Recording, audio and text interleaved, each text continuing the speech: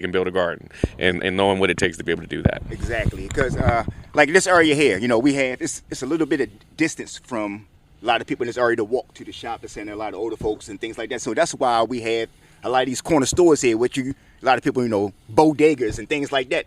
And that's what they started off for, but now you go to the stores, they don't really have the things that you need. So the best thing to do is to start growing your own growing your own vegetables. And I started during the pandemic as well.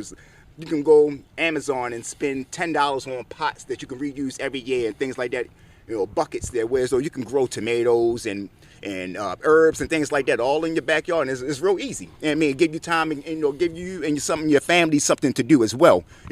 Teaching your kids, starting while they're young, on growing. I didn't have no one to show me how to grow. I always want, talk about green thumbs and things like that. I always want to know how to, to grow vegetables and things. So I'm, right now that I'm learning, and it's great that y'all having this coming up as well. Mm-hmm.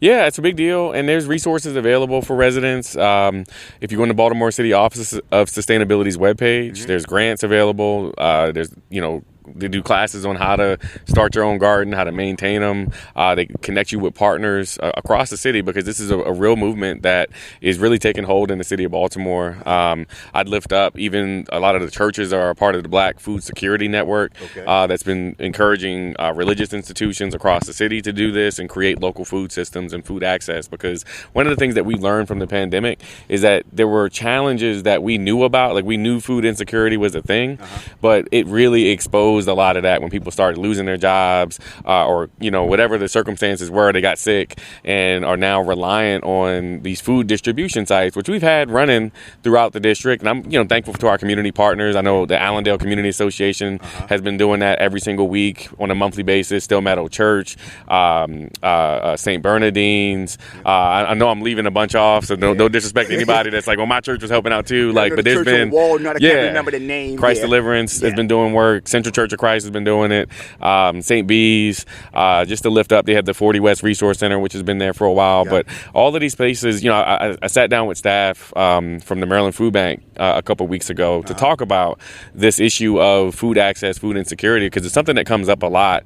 Is we only have two grocery stores in the 8th District, the one on Edmondson, which is giant, and the one on up on Liberty Heights, the ShopRite in Howard Park. And that's it. And as to your point, a lot of these corner stores, despite the city having incentives in the past to encourage them to have more healthy food options, just haven't really delivered in that way. So we got to think outside the box.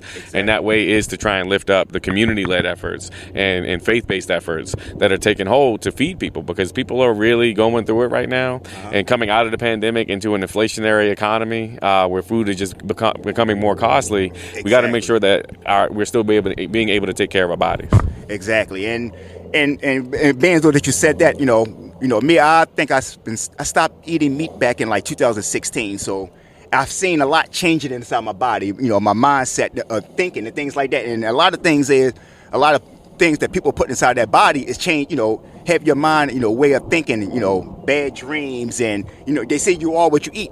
And a lot of crime and things like that also have a lot to do with poor eating habits and things like that. And also not being out in nature and, walking and having that release. So we have to preach that about, coming outside, doing some activity, walking, stretching, learning, eat a little bit better, things like that, because our ancestors did it. And if you look back, looking back into, times, we had people who's living 70, 80, 90, some places 100 years old because, they ate what they grew. And we have to get back to eating what we grow. We have to get back to, like you're saying, into this green life.